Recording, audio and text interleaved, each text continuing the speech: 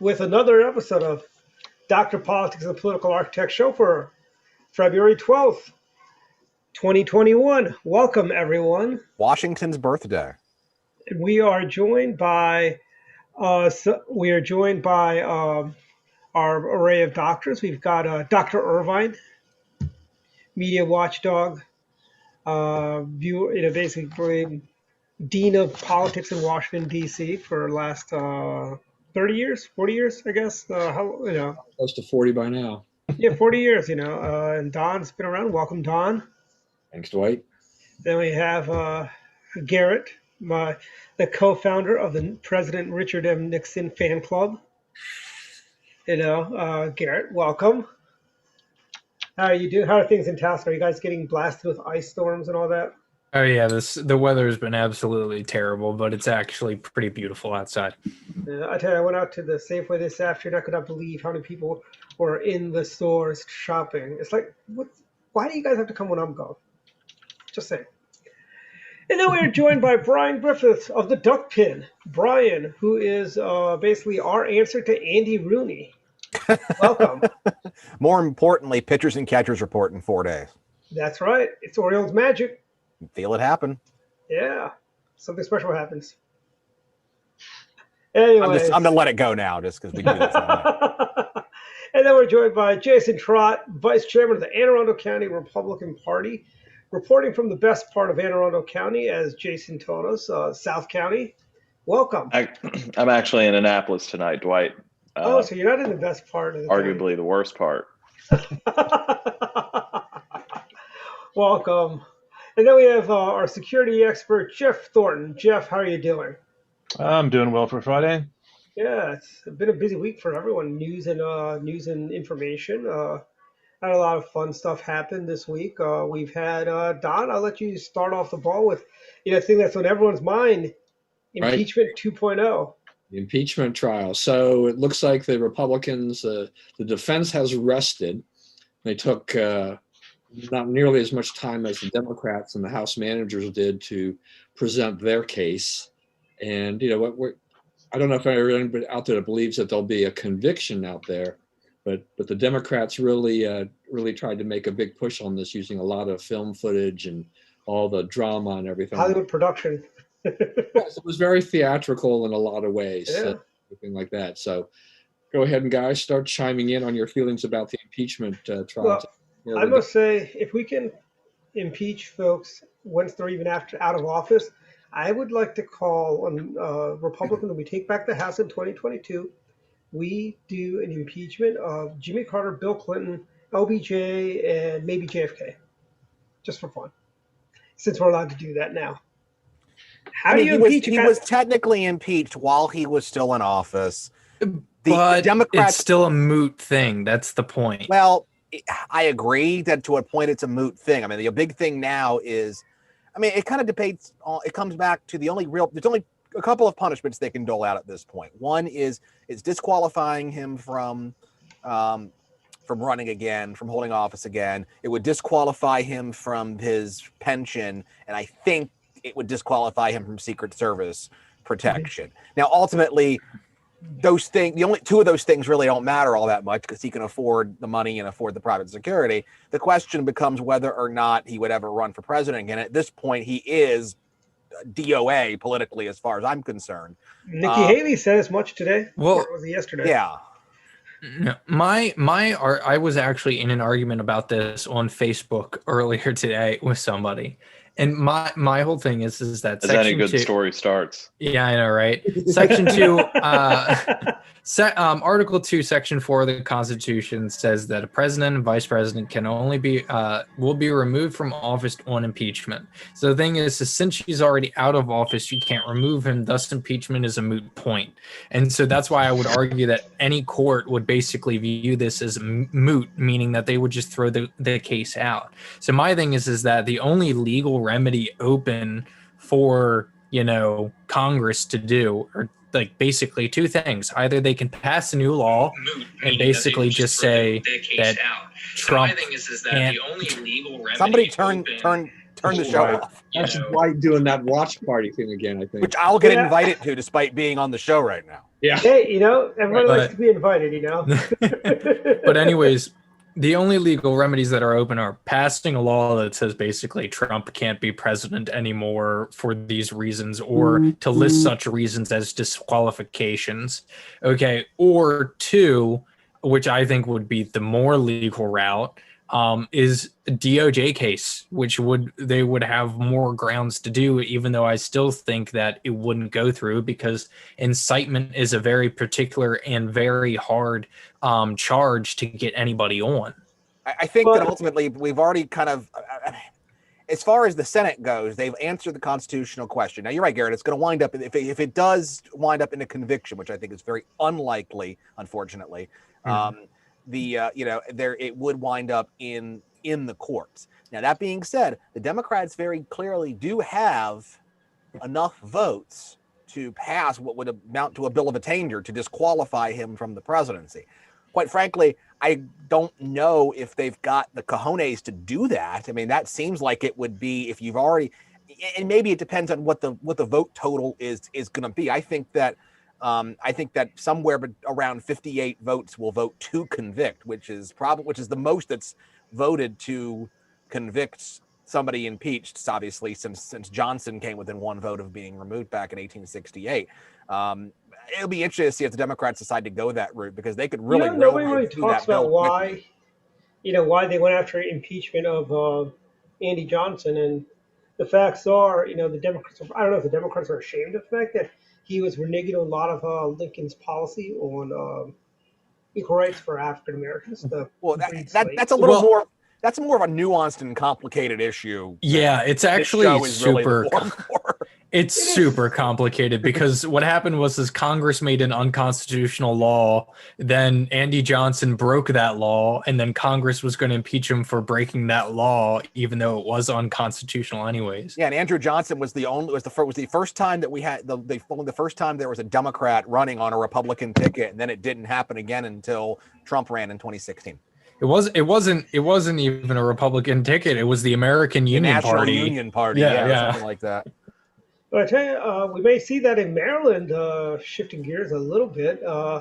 You've all heard that our former illustrious Lieutenant Governor and failed RNC chairman, Michael Steele, is thinking of running with Perez, the DNC chair. Well, he's not running with him. Not with it. They both are considering running. And by the way, spoiler: the latest results of the Duckpins top 10 gubernatorial power rankings will come out on Monday, and both Steele and Perez will be in it.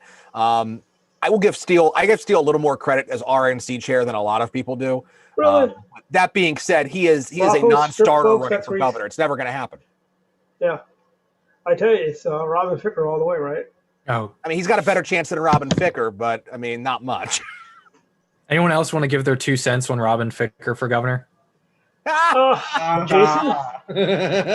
I'm great at this. You'll hear my stand up at I So- wouldn't it's funny because I remember We got our when I pennies. Has anybody got a couple of pennies here? When I first Yeah. met Robin back in 1999, when he was running for U.S. Senate, and I met him outside the Baltimore Arena waiting to get into the SmackDown. Wait a minute, Ross Pierpont wasn't running in '99 for Senate. I mean, he's always run for. Yeah, he might have been too, but that was the Rappaport Actually, no, nominee. he did because I did his website. But he was still campaigning on the 2 cents off sales tax. So I don't know why Robin now suddenly thinks that a 4% sales tax is better than a 3% sales tax. I don't know. Somebody should ask him about that. Well, Robin's due for a win. I mean, Dwight. I mean, you're an expert in Montgomery County. Doesn't Robin win one about every 10 years? Every 10 years he gets a ballot question through. He's due for a win. Robin got his term limits through in 2016. Term limits, won by 85%. Oh, so he's got 4 more years for a win. Well, that's Yeah. because any ballot question always passes. No. No. Not in Montgomery County. Not in our county. We call Montgomery County Monkey County for a reason, and it's because of all the monkey business that happens in Rockville with all of our idiots on the county council. REM had it right. Don't go back to Rockville, man. That's true. That is true. REM, There's only four of us. Hey, we outnumber the millennials today. Hey, but I want to ask, Brian. I'm not a millennial, by the way. I want to go back real quickly to impeachment. Oh, you're a Zoomer. Because Brian, you intrigued me there because you're predicting maybe 58 votes. We had 56 for the on the vote for the constitutionality. As they started things. Who else do you think besides the 6 that voted to say it was constitutional that you think might flip over as well? Then I think that first off, there's always a wild card. There's always 1 or 2 people who might flip their votes just Susan Collins, Lisa Murkowski, Mitt Romney. But I think McConnell will vote to impeach. I think so? he's an institutionalist and respects the institution more than anything else. So I think that he will vote to impeach.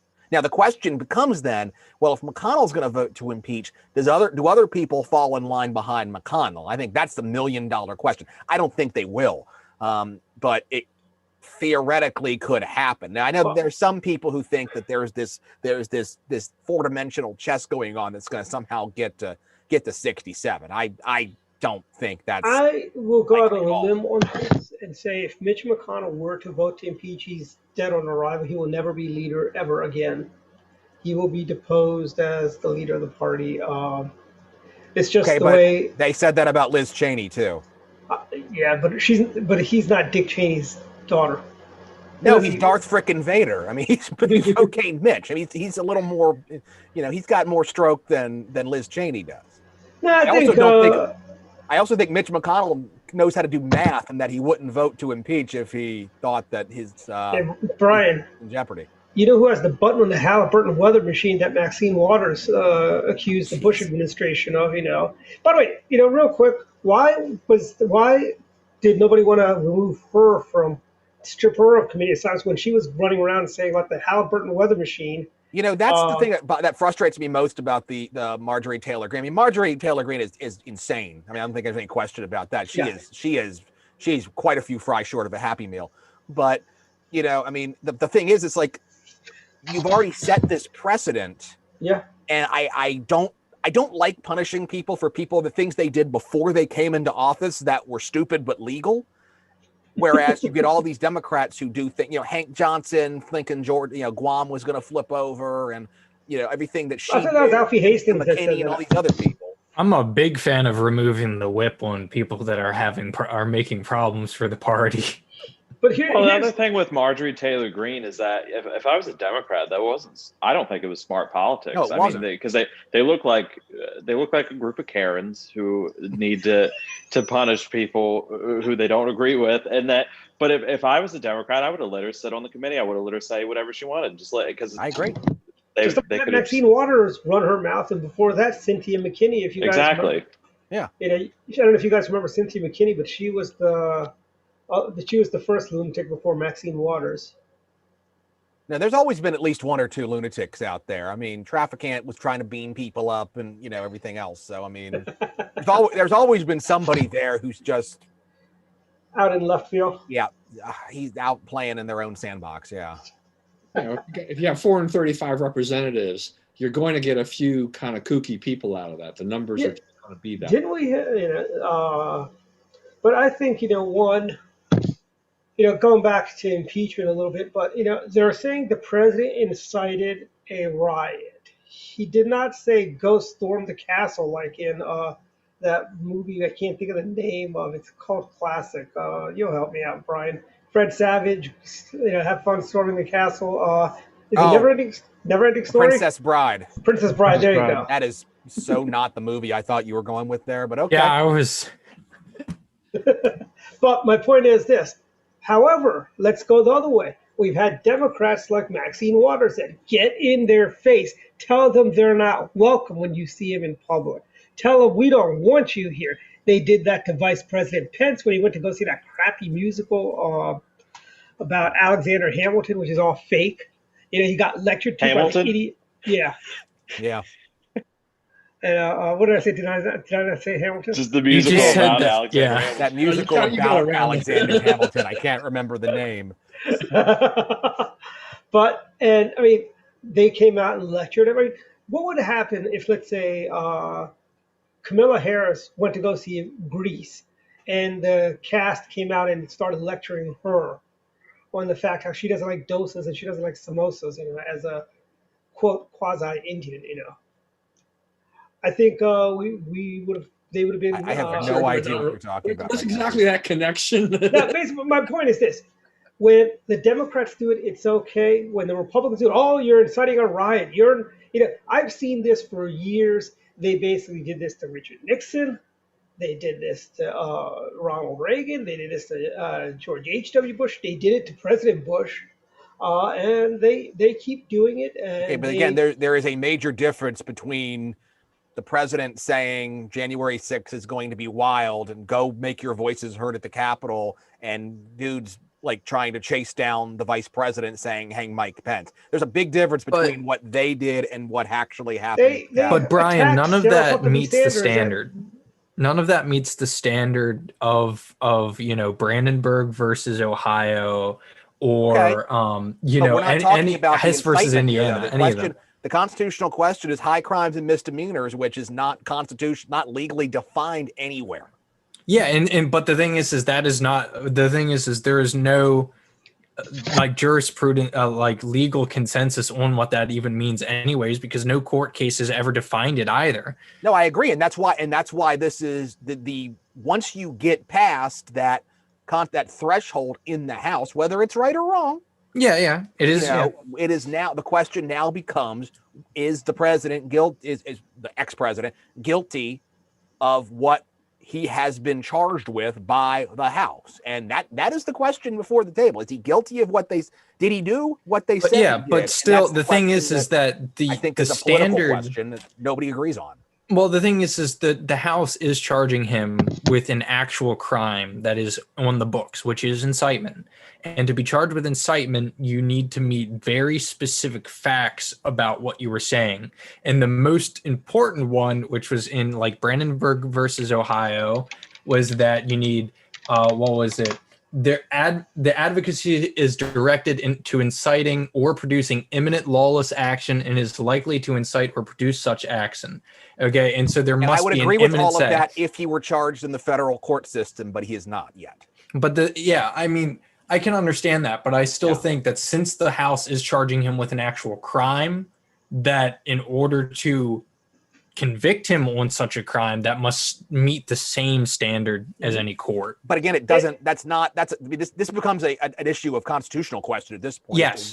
Whether or not impeachment is a judicial action in the same way that the court system are judicial actions, and I think that there has been a lot of ink spilled over that over the years as to the difference. So No, I can agree. agree with you on the definition of incitement, but the way that it's based on what the House charged him with necessarily, not on the federal legal definition of incitement, and that's why so much of this ends up being a political question and not a question of jurisprudence.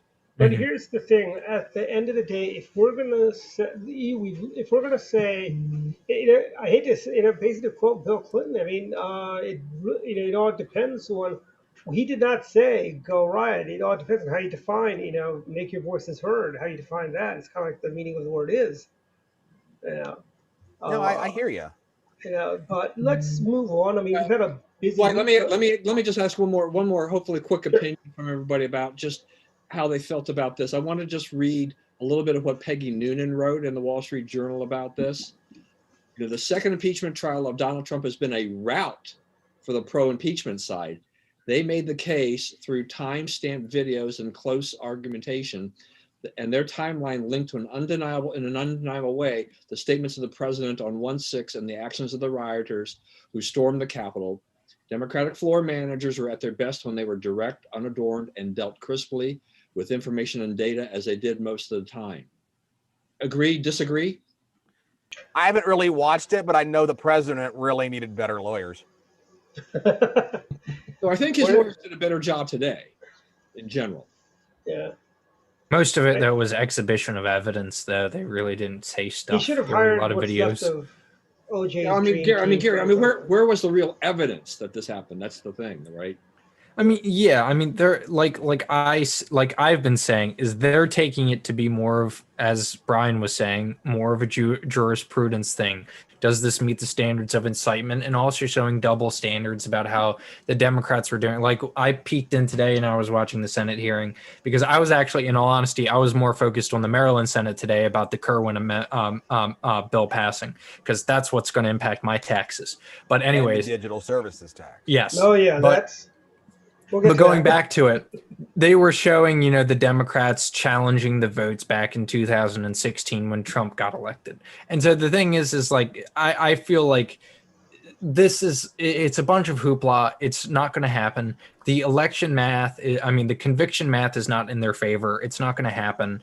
And because of that, like Brian said, it's not going to go to any court, because if nothing happens to Trump, then he has no standing to go to court about anything. So the thing is, I think that this is just going to fail. And then maybe in the future, maybe if Joe Biden gets the cojones to, direct his attorney general to, form a grand jury and, indict and subpoena Trump and get a bunch of information and attempt to do a federal court case against Trump, maybe. But I don't think anything's going to come now of it. I mean, what's the benefit for the Democrats to do this? In light of what, like we just mentioned earlier, or Dwight mentioned earlier about how Nikki Haley said, that Trump is dead politically. We're not going to trust him. Going forward, we can't do that again. Well, I'll tell you this, what's going to happen is it's political theater for the Democrats. This is how they're going to raise money, because they don't want a conviction. They don't want to be impeached, so they can fundraise for the next 2 years, saying we can't let those nasty Republicans get elected. Otherwise, it'll be like having a shadow Donald Trump. Donald Trump is their boogeyman, and they don't want to. If they kill the boogeyman, they got to find a new one. And really, this just shows the problem with both sides in Congress right now, where everything in Congress is political theater and nobody does anything other than run for re-election. Yeah. Yeah, I kind of see it as a kind of a vote of confidence. Just the Democrats just saying, do we have the ability to do this? Can we push it through? Part of it, I think, is for their party. Part of it for the, Democratic Americans. But it truly is just a legal. I mean, just a we should say political, maneuvering. And to Brian's point, I mean, the whole standard for what they find guilty in the Senate is completely different than judicial standards. So this is just for the Senate. It's really just a kind of a showcase, just to try and prove to themselves that this happened or didn't happen. So is Nikki Haley right? Does Donald Trump have a political future at all? I think you're going to see a lot more people like Nikki Haley say the same thing because they want to run for president too. Yep. They don't want to run against Trump. They want to run. And So they're all going to say Trump is dead politically because they want to be president. Yeah. The tall tale sign will be: will he be invited to our 2024 Republican convention? Hopefully, we'll be in Phoenix, Arizona. But if he's going to be Phoenix invited in the summertime, that sounds like a brilliant Oh idea. yeah, that's great. well, We were in decided this. We were in They're Tampa. just gonna- Why did what they're gonna we do is they're gonna re-elect cook- Ronna McDaniel? They're going to cook breakfast on the sidewalk. Just throw a bunch of eggs down. Come back in 5 minutes. Well, It'll be fine. Brian, there is a fancy invention that came around called air conditioning. We were Okay. in Tampa What is this? in 2012. Do you remember there was a time, and I won't name names, when a certain somebody wanted to bring the convention to Baltimore? I think that's a genius idea. First Have of a all, bunch, thousands of Baltimore- Republicans in Baltimore City. We don't have a big enough Baltimore stadium, can't- I don't think. Baltimore doesn't have enough hotels. We'd be putting people up in Philadelphia. We'll do it outside in the Inner Harbor. That's what we'll do. We Yeah, could do I- it in the Raven Stadium. Camden Gaylord. Yards. Yeah, Can that you do it that at the executive Gaylord? director was not long for this world. So Yes. I mean, Dwight. I mean, the NRA did have a convention in Phoenix years ago that I went to, but they used the convention center and everything like that. They stayed inside. They didn't do any outside events. But the RNC to me is kind of a mixture of all those things. I don't know. Well, we were in Tampa in That 2012. heat in Phoenix in July, August. the other thing too is the fact that at that point you'd also be relying heavily on the Arizona Republican Party, which I wouldn't trust as far as I could throw them right now. Oh, yeah. Woo. I really wish Ocean City could support the. It'd be nice to be in Ocean City for the national convention. They have a convention center. They do, and we could have like parties on the beach. We could showcase Maryland. We could have had that in Jacksonville, but we were. It's gonna be really the party funny. could shrink enough that you could get into Ocean City. It's going to be really funny. One year, Dwight's going to, nominate, Ocean City for the convention, and then there's going to be a mix-up, and it's instead we go to Ocean City, New Jersey by accident.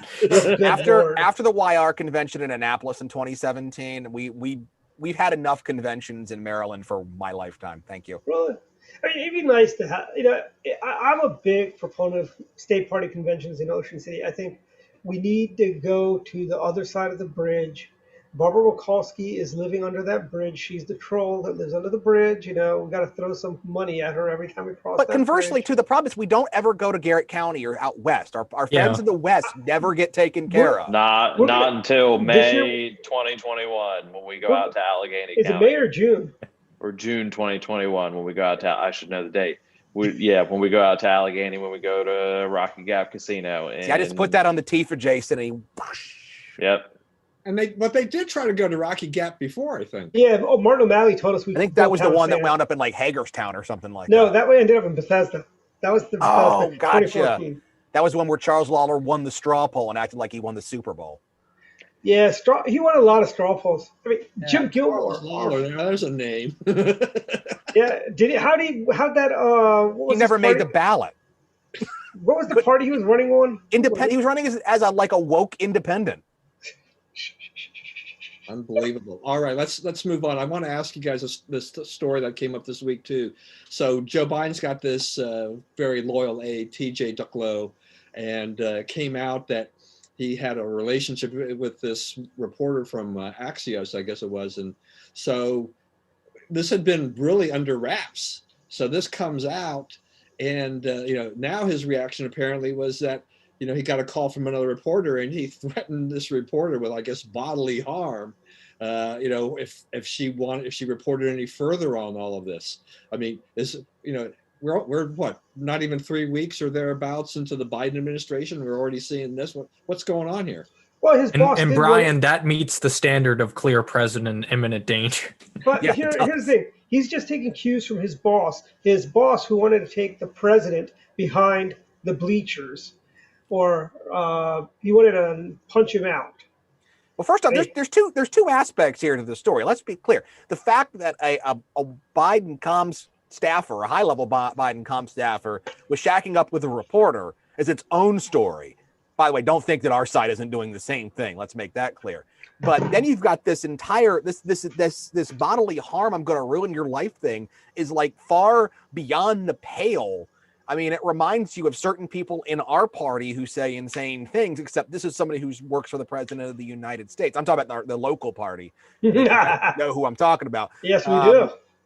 So it's like there's just like these two messages here. And of course, Biden came out and said on his first day that he was going to kick anybody who acted like that to the curb. And already today he backtracked. So, well, he hasn't done that to his press secretary. I can't think of her name, but let's just call her Raggedy Ann for. Jen Yeah, there you go. She's got the red hair, so Raggedy Ann came to mind. But anyways, she made a disparaging comment, Lindsey Graham, true or not. I mean, I think she should be fired for that. I mean, these people are the ones that demanded the firings of many, many Republicans over the years. Remember, they wanted to have what's the name? I believe it was Larry Speaks. They were trying to get fired back in the Reagan days. Marlon Fitzwater, they didn't like him. They didn't like Ari Fleischer. I mean, these guys, they're a bunch of hypocrites. If they didn't, honestly, if they didn't have these double standards, they'd have no standards at all. Where's the cancel culture for the Democrats, Dwight? Exactly. And I say we start the cancel culture. We stop watching Hollywood blockbusters. Actually, we can't do that. They're actually. I can't do that. They're I'm good. sorry. I gotta watch We it. kind of have. There hasn't been a Hollywood blockbuster in about a year now. So. Avengers. Wonder Woman in 1984 is a big flop. However, anyone who hasn't seen it yet, the final scene is worth sitting through that. Well, that came out 2 years ago. There hasn't been a big movie to come out since March of 2020. The only reason I signed up for HBO Max was so I could see that, just to see what the heck was going on. And am I not wrong? The final scene is the most memorable part about the whole train wreck of a movie? I honestly can't even remember. the I final never scene. saw him, so But Well, this question, where that Brian brings up too about that Biden said he was going to kick these guys to the curb if they acted like this or whatever. Does that also, did that also, in terms of what people said or did, apply to things that they had done in the past before they joined the administration? Because we have Neera Tanden, who's up for OMB post, and there she is. She's now had to clean up her whole, Twitter, account and everything like that because of some pretty nasty things that she said in the past, which has got, which has made the Republican senators obviously uncomfortable, and some of the and she's also said that against Bernie Sanders too. So she hasn't been. yeah, I mean, if that's the standard, then I'm never going to get confirmed to anything. So we're, What was the would you likelihood actually of that want a anyway, cabinet Brian? position, Brian? Let's be honest. Would you really want to be in the cabinet of any administration? No, I'd want to be appointing the cabinet to the administration because I'm an egomaniac. But Same. It's either my administration or nothing. maybe the only thing I would accept at that point would be some nice ambassadorship to like some island somewhere Trinidad?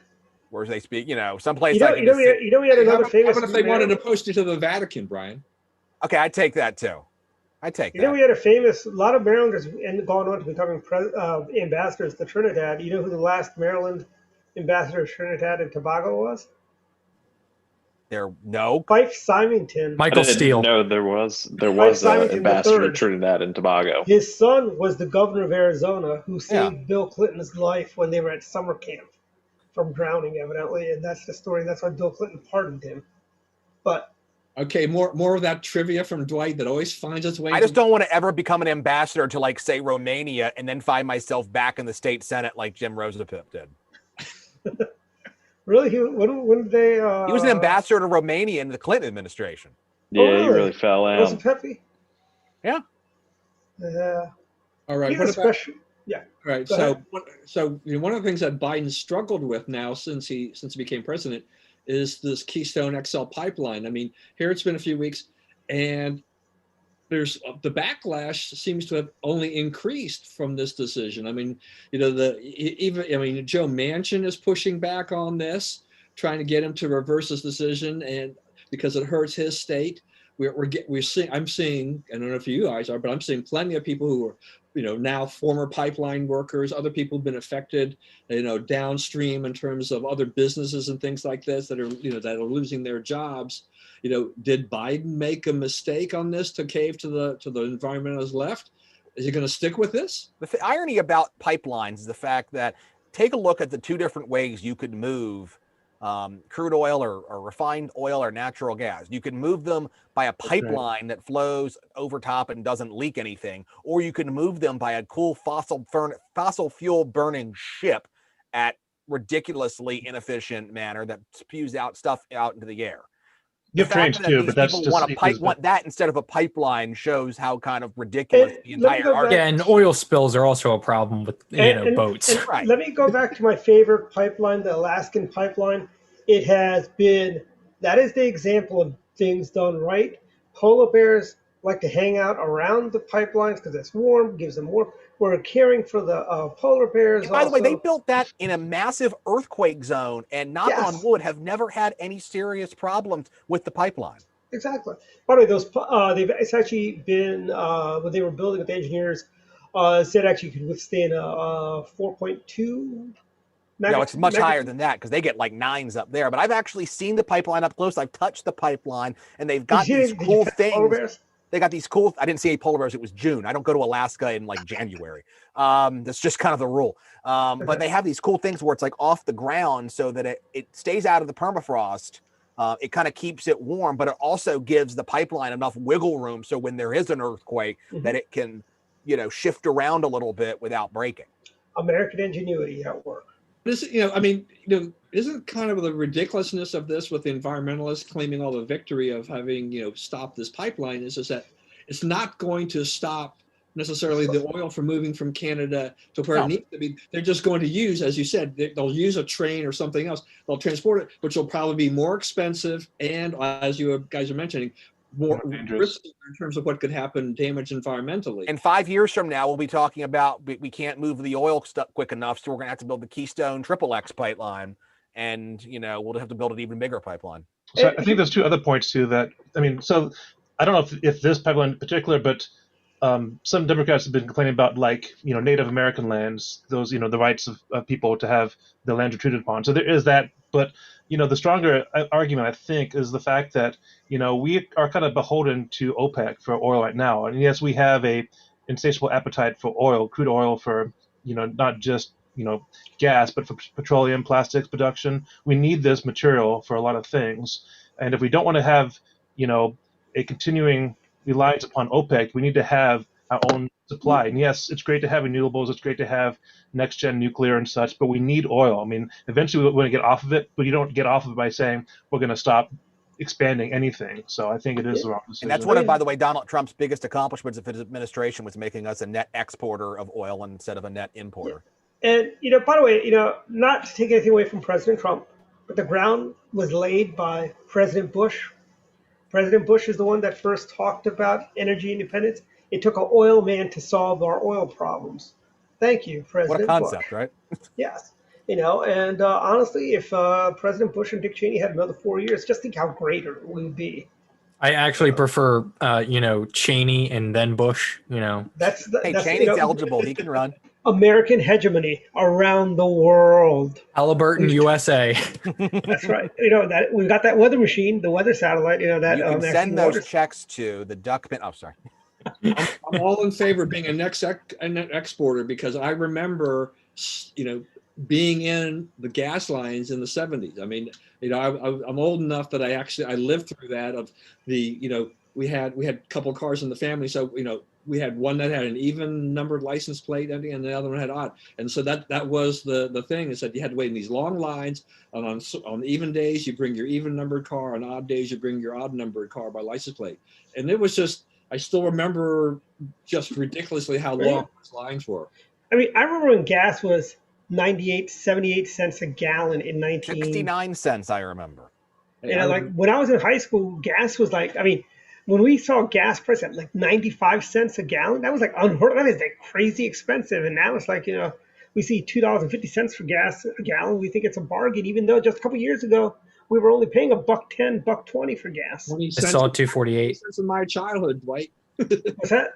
No, it's but Don, when I was working for you, price of gas was under $1. In 1996, the price of gas was under $1. When I was driving to New York, this one, Paris Glendale, remember he wanted to raise the gas tax because the price of gas was so low in Maryland. He goes, we should raise the gas tax so it gets to be around 75, 80 cents a gallon because gas prices were down 59, 60 cents a gallon. So he wanted to raise 20 cents. I remember being young and gas prices being $4 or even over $4 a gallon at some point. Yeah, that was a lot of right after 9/11, the prices shot through the roof, and then maybe 10 years ago or so, probably during when the economic downturn, it was getting up there. Yeah. Yeah, I mean even and that whole gas tax thing. I mean, we see it in Maryland thanks to O'Malley, is that we get this gradual increase based on the rate of inflation. But my complaint forever and ever has always been that you raise the gas tax, you say it's going to go to transportation, and then you raid the transportation fund for everything else. Yep. And here's the thing. If you've driven on the Beltway, I don't know, Brian, if you've been on the Beltway recently, but they've got a lot of potholes. And I don't know if you guys know, are truckers just driving really incredibly slow these days? I just drove halfway across the country, Dwight. I can guarantee you that Maryland has the worst roads out of every state I've driven through. Best roads in the country? Matsky, you must not have gone through South Carolina or I Pennsylvania. would say Michigan has worse roads than Maryland. No offense, but Pennsylvania, they're working on the roads in Pennsylvania. I don't think I've ever been on a road in Pennsylvania where they aren't doing road work. And they still never get it right. From my driving, it's New Jersey. State tree. The orange construction sign, that is their state tree. State flower, yeah. Actually, the worst part is South Carolina. When we were just driving to Florida, the problem is you get 200 miles of two-lane crappy highway through South Carolina on 95. Yeah. Oh, God, it's miserable. Yeah. Did you take 95 down, or did you go down the... No, we took 95. 95, yeah. I love that drive, though. I love North Carolina because I go as fast as I want. I got to hit the brakes when you hit South Carolina, but you blink, you're out of South Carolina. That's how great it is, Did you do the drive in one day, Brian, by the way?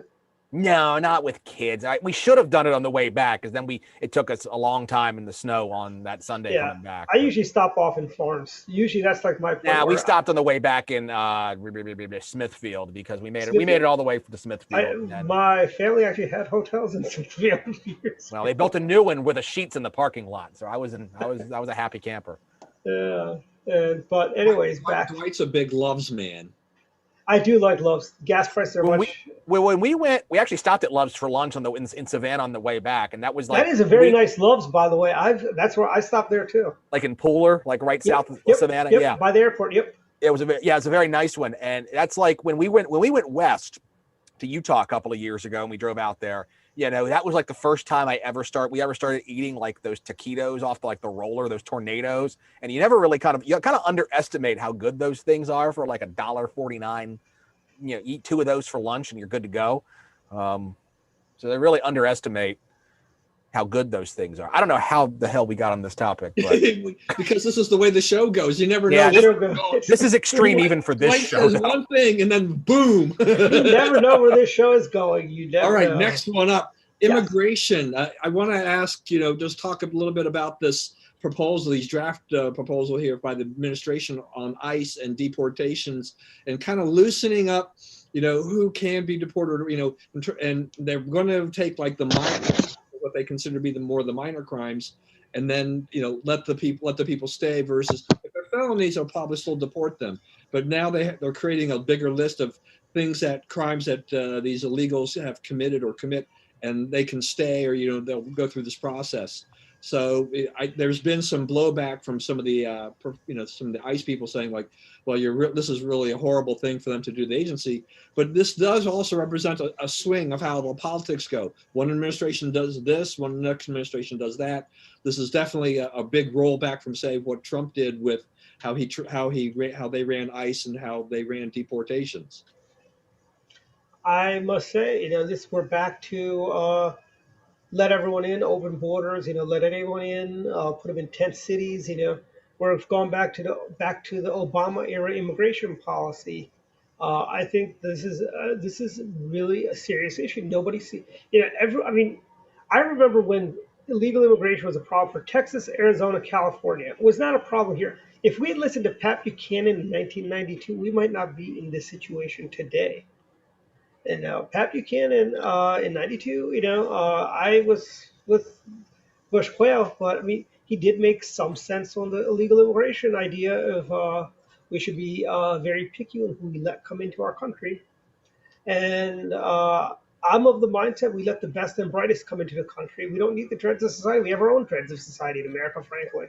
I'm all for like a pretty wide open legal immigration door, but I've always been, if you come here illegally, you need to go home. I don't care what unless there is some sort of asylum reason, you need to go home. I don't care what you've done. I've always been a huge proponent of the Australian point system for how they rank people who want to come. Like obviously like refugees and asylum seekers, they're given like priority of place.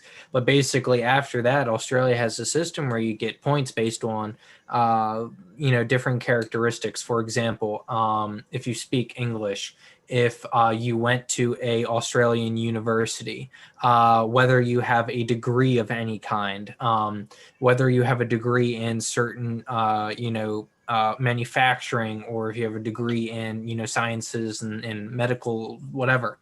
And so you have different, different bonus points that you can get. And depending on how many points you have, that's where you're put on the list. And the thing is Australia actually, even though they take a larger aggregate of people, they actually, a smaller aggregate of people, they actually have a larger portion of their population growth in the United States comes from immigration. And so I think that and one of the big things that happens with U.S. immigration is it's so overflowed with bureaucratic nonsense and red tape that gets in the way of people coming to America legally, and so they have to resort to illegally crossing the border because it takes like 4 years for them to become an American citizen. So if we had a point system, it would curtail so much of the bureaucracy. It would slim everything down, and we would be able to grow our population more while admitting more people who are more deserving to come here. I mean, Garrett, I generally agree with that. My view is this. Okay, one, I kind of like. I don't know if you guys had this, but in elementary school, if you cut in line, all the kids essentially to the back of the line for the lunch line, no matter how long it was. And I think that's how we deal with illegals. You cut the line. Guess what? You're at the end of the line now. You're never getting in. I think one, we need to have. I'm a big believer. We take the cream of the crop. Frankly, people that want to come here and start a business, people want to become Americans. The problem we're having with a lot of the illegal communities, none of them want to become Americans. I remember when we had in the 1970s, we had the influx of Vietnamese immigrants. A lot of people are, but look at them. They worked hard. They go in business. They send their kids are now doctors and lawyers all over the country now. They worked very hard. They believed in the American dream and they achieved the American dream. These folks, they come here. I hate to say it, a lot of them go on welfare, public assistance, and all this other fun stuff. They don't really want to work hard. They just want to kind of scam the system a little bit. I hate to put it that way, but it's true. I don't know. I mean, does anybody else think like that, like Dwight, in terms of that they don't want to necessarily be American? They don't want to assimilate, is my view. I think let me say a little bit too. I mean, so my church has a lot of people of color, but they're not like the typical like African Americans. They're more like Haiti and other countries in Africa and such. And they have sought citizenship in the U.S. through various means. If we're talking about like Mexico, I mean, obviously there is a whole problem in terms of that is a very long topic because there are people that get legitimate work visas. There are seasonal work that we need workers for to fill that, and we don't have the American stomach to do that ourselves. So we need for lack of a better term, immigrant workers to help us with that. The problem is keeping track of them, and I think I've said before that we've got to hold companies as accountable as the individual because the companies are the ones that are hiring these people. And if we let companies get a pass for not having proper records for whom they're hiring, then that's like half the issue right there. So I think it's a long topic, but it's I think most people that come to the U.S. are either doing because they see it as a land opportunity where they can get a head start because their own country doesn't have it, or they have family back in another country that they need to send money to because they're in a bad situation. But I think most people that are coming to America are not like looking to get a free like health care. They're looking to get money for their family is kind of how I see it. But that's my perspective. Well, you also have those that want to have that will come here to have their children here because they become citizens by birth, right? Sure. Mm-hmm. Yeah. But I mean, here's the thing: we are a nation of immigrants. Okay, but we are a nation of legal, doing things by the book and by the law. I think when you come in here illegally and demand, giving them a pathway to citizenship is spitting in the face of every immigrant that came to America the right way. Frankly, you're spitting in their face and you're saying, ha, you're a sucker. It's kind of like the student debt crisis, frankly. It's like you go into student debt and, you force SAPs that paid your bills and paid off your student debts. You guys are idiots. We're going to get masters in underwater basket weaving and we're going to let the taxpayers pay for it. That's kind of like what it's like. I don't know. I mean, I think we have. I mean, one of the immigration thing is always a big problem, but I think one of the problems that winds up resulting from all these years of having these people in here is that if you've got 8 million, 10 million, 15 million, whatever the number may be, and we don't really know where everybody necessarily is, how do can you get them out of the country? Probably not, probably that's an impossibility. So I think that's why they look at that pathway to citizenship. Let's just make them legal, get them a pathway to do that, and then start a program, to bring in other. This is my compromise on this. What if we were they can be citizens, they can't vote in any elections for 2 generations. That way they become Americans by then. So making them U.S. nationals instead of citizens? Yeah. They just can't vote. They can be like DC residents. You can't vote for president because honestly, I'll tell you this: you need to learn and become an American and understand. And you don't understand American politics, right? And especially like when you first come in and you start listening to every fast-talking Democrat who wants to give you free stuff. You're not an idiot. You're going to vote for the free stuff, And I think it's kind of like I say when you move to Florida. Well, Dwight, how do you feel about in the town of our former alma mater? How do you feel about current illegal immigrants being allowed to vote in College Park, Maryland? I find that reprehensible, and I think it is horrible. They should not be allowed to vote. Frankly, I don't think. Really, I just said it. I remember when I was on campus when that first happened. I mean, people around the country were talking about it. They said that was like the foot in the door. Yeah, it was. I mean, And you're Start talking a about local voting election and move your way up. right? Voting in a local election in College Park. Yes. and honestly, because see, that's just to see you're going to register and you're going to be able to vote on federal elections just because they're not separate. They're not segregating. Oh, he gets a College Park ballot, not a real ballot for the rest of the folks. It's kind of like the mob voting stuff. My view on this whole thing is immigration. It's like here's the thing.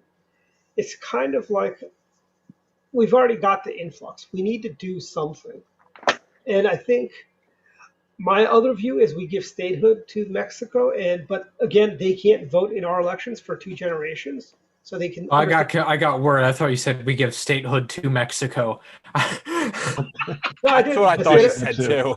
The state of New I had a Mexico. heart attack. Whole We almost country of lost Mexico. No, we give them this, and we, like we said, Halliburton down there. We explore for oil. We get all the oil we want. We set up resorts in Cancun. Like send Hyatt and Hilton down there. I'm pretty sure we've already done that part. Well, I know, but I mean, this time they become Americans, but they can't vote in our presidential elections for 2 generations, so they can understand what it is to be an American. So basically, a territory. Not really. They're going to be Americans. It's going to be a state, So No, But no, basically, that's Americans Basically can vote. vote. yeah. Are you going to So give them 2 terror. Senate seats, Dwight?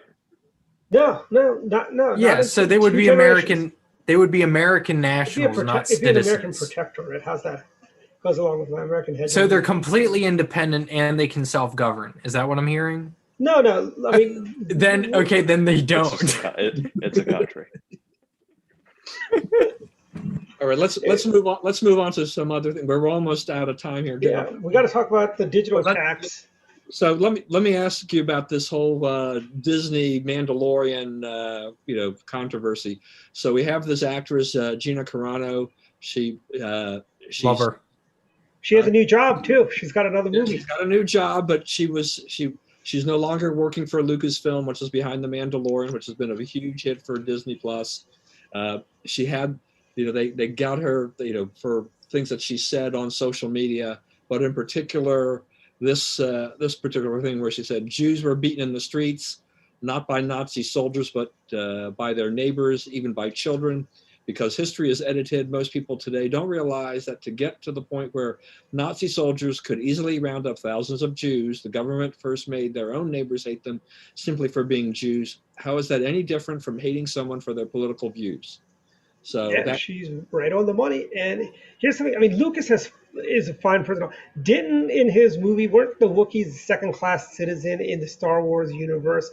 Didn't Lando Calrissian have all those little pig people work in the factories in Cloud City? We don't talk about the Ugnaughts, okay? Is that what they were called? Ugnaughts? The pig people? I am a Star Wars buff. I know all of the lore. Okay, but no, the Jawas, I mean, they were all second-class citizens. They didn't have a seat at the Republic, even before. I mean, look at the Gungans. They weren't allowed. That was they a were, sad people, right? That's I mean, they were like Well- a second-class citizens, too. My thing is that like I kind of I see what she's trying to say, but like I get so over, like I'm just done with people throwing Nazi around and like throwing Hitler and like it's like we're breaking Godwin's law in real life 1,000 times a day. It's like it's not even on the internet anymore. And so my thing is just like I don't think she should have said that, but she also shouldn't have been fired for it. Okay, because she didn't say anything that is pretty like offensive to anybody. in that statement, except in the fact that she's comparing the Holocaust to like what's happening today. But the thing is like I just Yeah, so lost. I mean, there's a couple problems here. One, anytime you start comparing the Nazis to some, in something trivial, bad things are going to happen to you when not necessarily getting fired. The other problem is that Disney Plus, Lucas, whatever has, is the fact you got this other chucklehead liberal out there who was comparing Trump to Nazis on Twitter 3 years ago. That dude still has a job. So that's where you really start seeing the difference, the juxtaposition of the difference in how cancel culture works. I do want to say this, though. She does have a new movie coming out, which I understand is being produced by the Daily Wire. And I'm just And Shapiro. I'm going to say two things about this. One, the movie's going to make a lot of money. And two, the movie's going to be trash because conservatives have never put out a decent movie. I want to say since we tried to D'Souza's start doing this. D'Souza's movie was pretty good. Who? Dinesh D'Souza's docutainment. Oh, like I gave him the time of day. Come on. No, they showed it at the 2016 convention. We actually got to see it for free at the convention. I'm sorry. It was actually a good movie. It was, but I mean, I agree with Brian on that one, though. I mean, a lot of conservative movies that just, we have been trained initially to wait with bated breath and anticipation. We're going to have this great conservative Hollywood movie, and then we watch it and it's like, well, that was pretty garbage. Yeah, I'm thinking back to it's like Christians watching God is Dead. God is not dead. An American Carol, was that the one that had actually got Kelsey Grammer in it? Yeah, and it something was like a that. Michael no, actually, the best conservative movie was probably made was either, I want to say, it was Rocky Hondo, IV. Just say it. The Hondo or the Ten Commandments. Very good conservative values movie in both of those, or the original Magnificent Seven. Yeah, but we're talking about just these things that were specifically made with what known conservative actors or directors and whatnot. And Charlton Heston.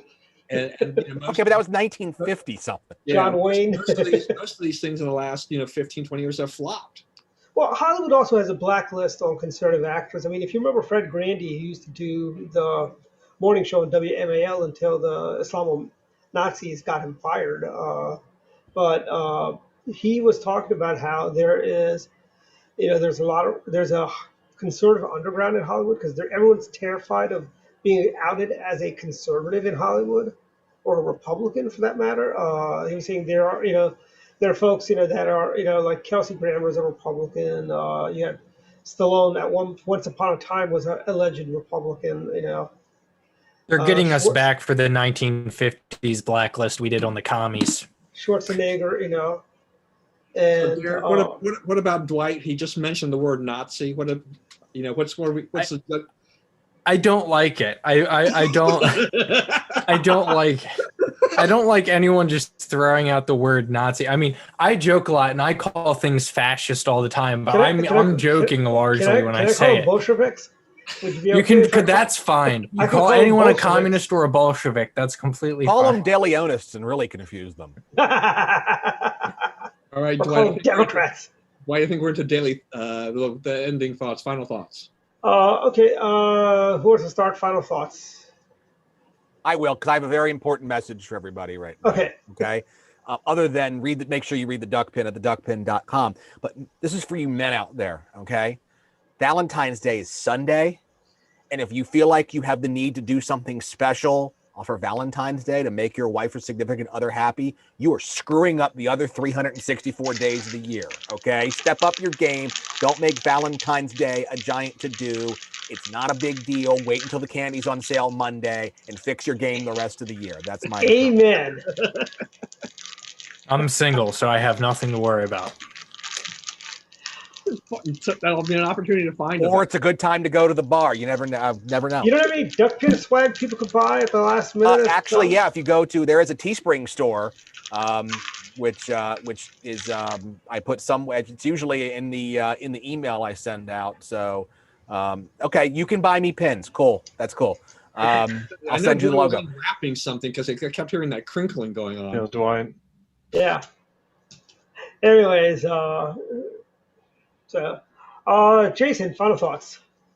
Well, earlier we had some Robin Ficker talk earlier, and I got a text, and apparently there are rumors going around in Facebook circles that Robin Ficker is considering asking Anne Arundel County District 3 Board of Education member Corinne Frank to be his lieutenant governor. Not saying Hey, Ficker Frank Support it. FF. just saying that Absolutely. there's chatter in the universe. You Oh, guys I'm sure. are gonna have a Corinne fun. will always have my endorsement, no matter what she does. There we go. And I I'm like waiting that. for the follow-up text to say, why in the world did you say that? Oh, And yeah, He's and not- as the Corinne's only not person watching here right now. represented by Corinne on the Board of Education, I need her on the Board of Education. Corinne's not watching also, so you're fine, Jason. Garrett, final thoughts. Well, all I have to say is basically I hope everyone had a good evening. Definitely, for all Republicans and conservatives out there, make sure that you pay attention to your state legislature because it actually impacts your wallet more than the federal government does. So we have a lot of bills coming up, especially if you're a college student and watching this. Support House Bill 732, I think it is, which is the tax credit for textbooks. So definitely talk to your senator and give them a call. But besides that, everybody have a great night. By the way, Garrett, I've got 3 of these. Is that a Richard Nixon? Yes, would you like one? I've got 3 of these. Oh, I would love one. Dwight's got the collection of everything. Oh yeah, I believe in buying. You know how financial advice, if you can't buy 3 of those things, don't buy one. I just buy 3 of everything. That way, I always have. I have never heard that financial advice in my I mean, look, if you entire want to start life. whipping stuff out, random things out of the collection. Here's a Bob Ehrlich T-shirt from 2002 I just got lying around. Hey, we've got. By the way, real before we get to Don's final thought, but next Wednesday on Direct Line we have Becky Norton Dunlap talking about President Reagan. We are celebrating 40 years since the Gipper was inaugurated president. One of our greatest presidents of our lifetime, except maybe Garrett and Jason's lifetime because they weren't around. They weren't contemporaries, but 4 of us here were contemporaries of President Reagan. So don't forget, tune in for Direct Line this Wednesday with Becky Norton Dunlap. Don, final thoughts. Yeah, my final thought will be is that hip hip hooray to a certain extent that on Sunday, indoor dining to a limited degree returns in Montgomery County. 90 minutes only, though. But the restrictions are still kind of goofy. I mean, 1 hour time limit, and still, I think they have to close by 10 o'clock and can't serve out, and you can't serve alcohol at that time anyway or whatever. Hey, Don. It's not going to really help the businesses all that much. Montgomery County has definitely been driving a stake through the heart of the restaurant business, and which is unfortunate. But Don, have you ever been to the Silver Diner? You know how how long they take to serve you on a normal day? Yeah, You're not going to get in and out of the Silver Diner in 90 minutes. Yeah, I mean, that's part of the problem. A 1 hour time limit in some restaurants is just, it'll take you half that time just to wait before they get you the food. So it's crazy. Yeah. But Jeff, final thoughts. Yeah, I was trying to think of anything that's been significant this week. I've been kind of personally tied up with my company is doing a data center move, so I've been really busy doing things with that. But I would say, from my camp where I am, I'm seeing a little bit of light at the end of the tunnel. I see that COVID vaccinations are getting through. My dad and stepmom both got their 2 shots, so I'm pleased with that. My sister, who works as a teacher, got her first shot, so I am seeing that going through.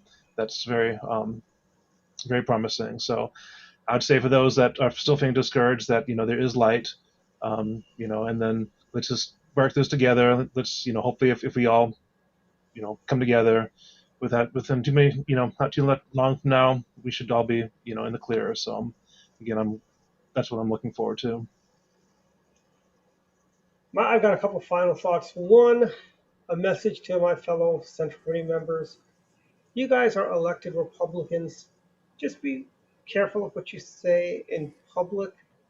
Don't say stupid things. I've seen a lot of stupid things from a lot of stupid Republicans who've been saying stuff like, if Trump's not going to be your president, we shouldn't even be voting Republican. You know what? You're on the Central Committee. You say stuff like that. There are a lot of Republicans. I think Brian remembers in 2016 that left the party at that point. because they could not bring themselves to support the president, our nominee. And if you can't bring yourself to support the elected Republicans, maybe you should consider leaving the party too.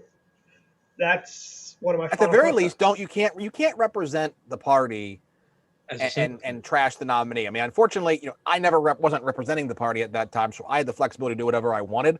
But I know that several people we know who were Central Committee members resigned from the Central Committee when Trump was the nominee, which was the correct way to go. Exactly. You can't. I mean, it's in the rules.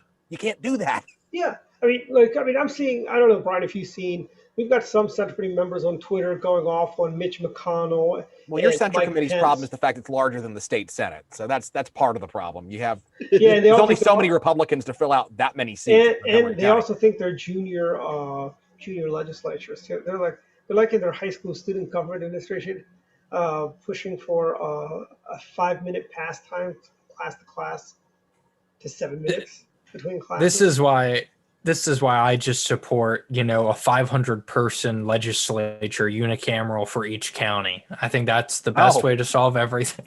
Hey, Nebraska, they're a unicameral legislature there. They've got no real problem. But for each county, Dwight, for each county. Well, this is actually the way it should be. I think we should go back to the future. Each county gets one senator, and the delegates by proportion. So, which is great. You just have to overturn 1962 Supreme Court precedent. Yes, I know. That's Reynolds v. Sims is and that's because Maryland couldn't figure out what erroneous to do precedent, in my opinion. They could not figure out everything was fine until Maryland decided, let's just have an at-large Congress because we can't figure out where we were. That wasn't, I don't think that was it. The problem with Maryland at the time was the fact that we did have, what was it? One senator, or was it 2 senators per county, and Baltimore City had 3 or something like that, or something ridiculous. Or one for each, and Baltimore had 3 or something ridiculous. And that was when Baltimore was not a total hellhole as it is today. Well, but I don't think those two things are at all related. But I will finish my plan on how to reorganize so we get the one man, one vote for the MDGOP someday. Nah, that would require me to start writing it, which I said I was going to do by now. But let's just leave it the way it is. If it ain't broken, why fix it? No, I don't like it. I get on the LCD voting. I get 3.6 votes compared to Dwight's 0.49 or whatever. Well, no, we're not going to say 48 people in Montgomery County. I mean, we'll streamline things. No, it's not going to be quite the same one man, one vote that Dwight really. Speaking of central committees, Dwight, the House of Delegates passed a bill last night saying you can't run for public office and central committee simultaneously anymore. Seriously? Yes. So I can't. Intriguing. Why did they do that? That's kind of stupid, isn't it? Yeah, I agree. What was the bill number on that?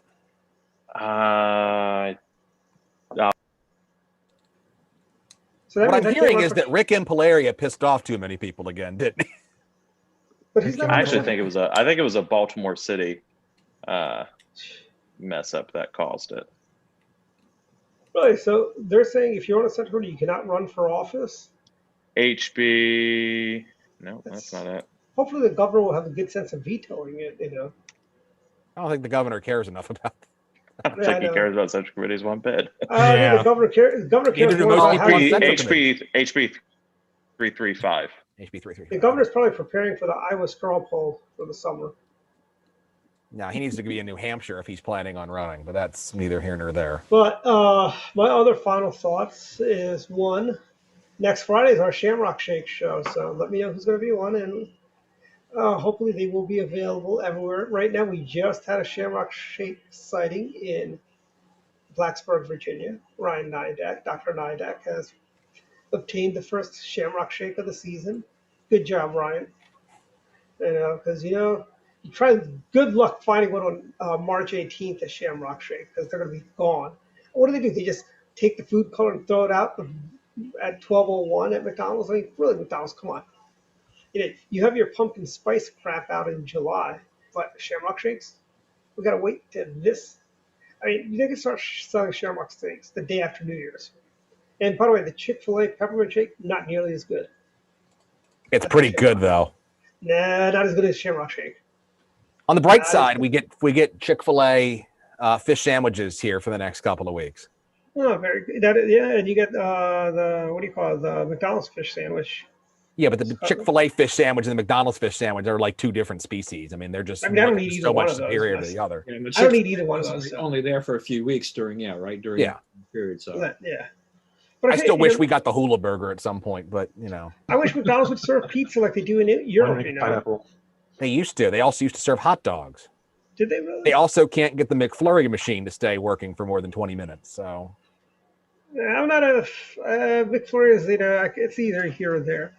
But in my final thoughts, I do want to say one thing about Democrats in Maryland, and if you vote Democrat, enjoy paying more money for your Netflix, Disney Plus, and every one of your streaming services.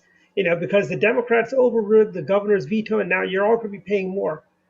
You can go thank a Democrat next time. And you know what this money's going to go for? It's probably go for some stupid pork project for some Baltimore City or Prince George's County or Monkey County Democrat. Frankly, that's where this money's going. It's not going to do anything to give access to rural people. Why don't we have decent broadband in Western Maryland? Why does Comcast have the monopoly there? Why don't we have decent broadband on the Eastern Shore? Basically, the problem is they're too busy spending this porculous money that they're getting from this new tax on pet projects. Like in Montgomery County, I can only imagine what craziness they'd want to spend that money on. And those are my final thoughts. Bye bye, everyone. See everyone.